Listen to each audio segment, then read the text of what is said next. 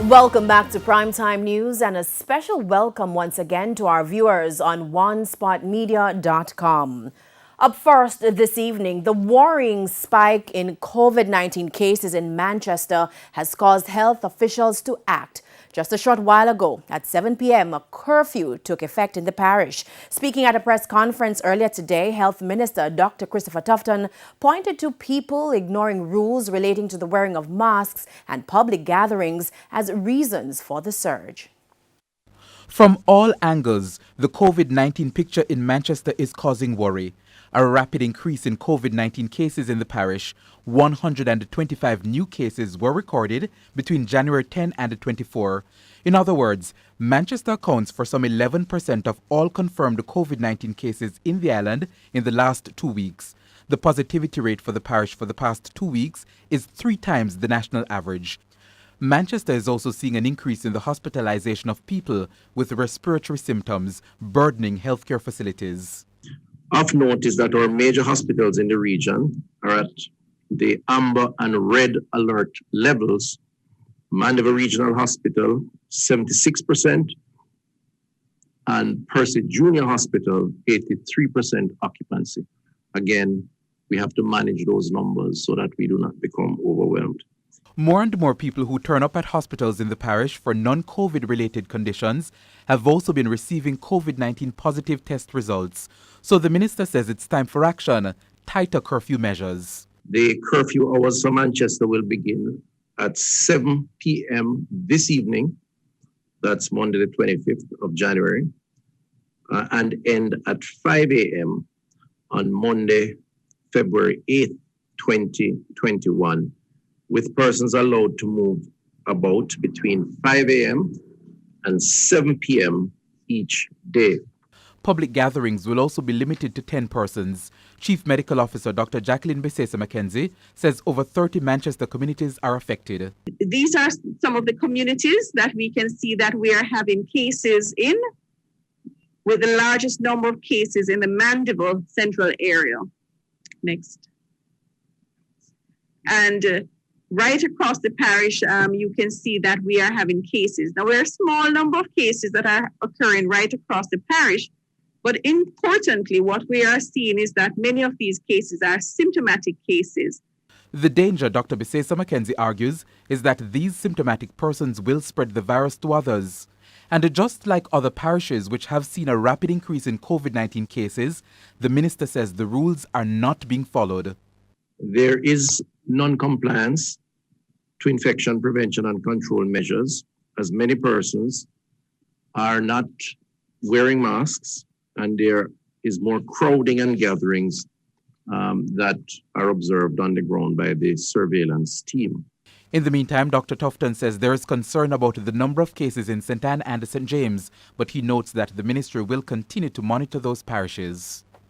To complaint now from a St. Thomas community that's been placed under a 14-day quarantine because of a spike in COVID cases. TVJ News visited Golden Valley, close to White Horses, where residents say stigma could spread the virus even more. Krista Campbell explains. COVID in the community and the one river, everybody have to go there. So the whole district got broke out in a COVID. Hyacinth, a resident of Golden Valley, St. Thomas, which has been placed under quarantine for 14 days. Among the residents' concerns is the issue of access to water, which they say is now compounded by stigma because of the quarantine order. And as with every other quarantined community, they say the care packages are inadequate. 10 mackerel, no soap, no tissue, no nothing, just some food items, and said we should not leave our house. The taxis, this not carrying us either. This then come one time, come get next door, and then don't get the rest of people them. I asked for my care package 5 days now. I tell you I know have no water, no mask. Water truck come and then discriminate, say they're not giving me any water. Me not have COVID, me just carry somebody then say we have COVID. And me treat it like a thief, criminal, 14 days without paying nothing at all.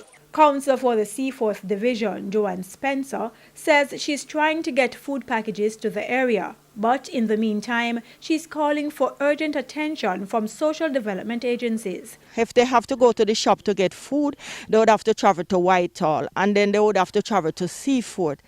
And that would be inadequate. They would have to go out every day because there are only small shops in Whitehall. 7 residents are in isolation. Two COVID patients here, both of them have babies.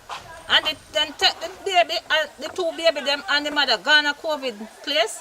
I don't understand what is happening because the baby then don't have the virus. So what will happen to the baby them when they carry them over there? And come back into the community. What will happen to the baby them? They're not going to pick up the virus?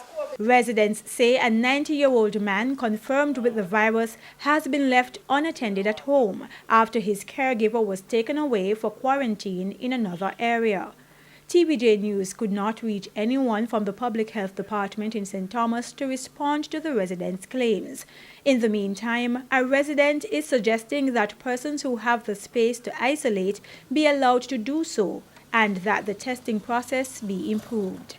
What they need to do is spend the money so people can get back the result earlier, 7 days before you get back your result.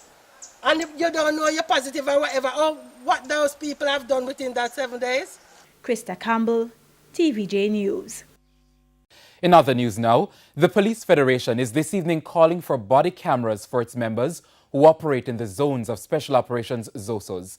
The matter was raised at today's meeting of the Joint Select Committee reviewing the ZOSO legislation. It's not the first time that there has been a call for police personnel to be equipped with body-worn cameras. The calls are usually made following incidents where cops are accused of using excessive and deadly force. Chairman of the Police Federation, Corporal Rowan James, said the cameras are important. Our recommendation is that all police officers assigned to the zones of special operation shall be equipped with body-worn cameras as stipulated to the specification of working in these zones. The cameras would record activities of the security forces while they're on operation. Committee member Lambert Brown had questions. The issue, however, for me is, why isn't this now being done? I'm aware, I was told that Friendly Nation had made big donations to us. And we thought that this would have been the case when we discussed the ZOSO, that body-worn cameras would be part of the joint team. Why is this not being done? Is it that you're not refusing to wear them? Do you know why? Are you issuing with them? In response, Corporal James said the police have still not received the body cameras. From what I know is that there are continual dialogue between Commissioner and the Minister, and I'm sure what we do appreciate is that our membership are rearing and eager to have this aspect of it, because it will not only assist us in our operational efficiency, but it will enlighten the court's position in arriving at a determination with matters that will appear before the court, and it will also lend itself to effective accountability and transparency. National Security Minister Dr. Horace Chang said the cameras have been ordered. Body cams are nothing you buy off the shelves. Those that come off the shelf have demonstrated their inefficiency before. Said body cameras we don't buy off the shelf. I'm saying body cameras on order for the relevant numbers and will be assigned. Up first this evening, details about the number of schools across the island that have been affected by confirmed or suspected cases of COVID-19 since the beginning of face-to-face classes. Education Minister Favour Williams told Parliament this afternoon that at least 8 schools have had to rush to prevent an outbreak of the virus after teachers or students returned positive results. 292 schools have been approved for face-to-face classes. Of that number, 216 have started to offer face-to-face instructions. Education Minister Favour Williams says some of those schools have been affected by COVID-19. 8 schools of the 216 that are approved for face-to-face across 4 regions, Region 1, 2, 5, and 7, have been affected by actual or suspected cases of the COVID-19 virus. In Region 1, that is Kingston and St. Andrew, 2 schools have been affected by COVID-19.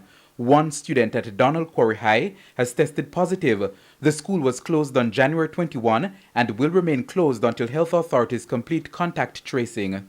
Penwood High had a staff member who tested positive, and the school was subsequently closed for deep sanitization and will reopen for face-to-face lessons on February 1, 2021. St. Mary High in Region 2 has delayed its reopening plans as a senior member of the administrative team has been exposed to the virus. The team member's spouse tested positive. As for Region 5, which includes Manchester and St. Elizabeth, that region reported 4 cases, 1 for Sydney Pagan, 1 for Fuller's Wood Primary and Infant School, and 2 parent cases from Monroe College. A student from Sydney Pagan tested positive on January 13, 2021, after which the school was closed and is scheduled to reopen on February 1, 2021. Fuller's Wood Primary School has since reopened. A teacher at the school tested positive. At Monroe College, 2 parents of students tested positive. Face-to-face classes have since been suspended for students who travel to school. However, face-to-face learning will continue for boarders. As a matter of caution, Madam Speaker, the Ministry of Health and Wellness has notified Monroe and Hampton that the students/boarders that have left for the weekend must be quarantined upon returning for 14 days before they are allowed to re-engage in face-to-face activities. The minister says Kemps Hill High and Vere Technical High in Clarendon have also been affected by COVID.